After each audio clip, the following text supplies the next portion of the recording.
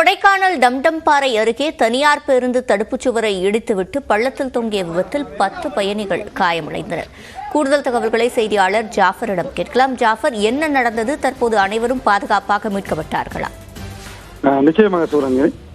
திண்டுக்கல் மாவட்டம் கொடைக்கானல் வத்தலகுண்டு பிரதான மலைச்சாலையில் வத்தலகுண்டு பகுதியிலிருந்து சுமார் 30க்கும் மேற்பட்ட பயணிகளை ஏற்றுக்கொண்டு தனியார் பேருந்து ஒன்று கொடைக்கானலை நோக்கி வந்துள்ளது.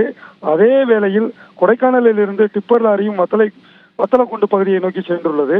அப்போது எதிர்பாராத விதமாக டம்டம்பாறை அருகே இரு வாகனங்களும் வழி கொடுக்கும் போது தனியார் பேருந்து தடுப்பு சுவரை இடித்து கொண்டு பேருந்தின் முன்பகுதியானது பள்ளத்தில் உள்ள மரத்தில் மோதி தொங்கிய நிலையிலேயே காணப்படுகிறது.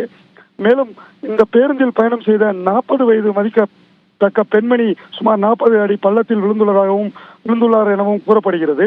அந்த பெண்மணியை தேடும் பணியில் பேருந்தில் உள்ள பயணிகள் மற்றும் அப்பகுதியினர் தீவிரமாக ஈடுபட்டு வருகின்றனர். இதனைத் தொடர்ந்து பேருந்தில் பயணித்த 10க்கும் மேற்பட்டோருக்கு பலத்த காயம் ஏற்பட்டதாகவும் சொல்லப்படுகிறது. தனியார் பேருந்து அதிவேகத்தில் இயக்கியதால் இந்த விபத்து ஏற்பட்டுள்ளது.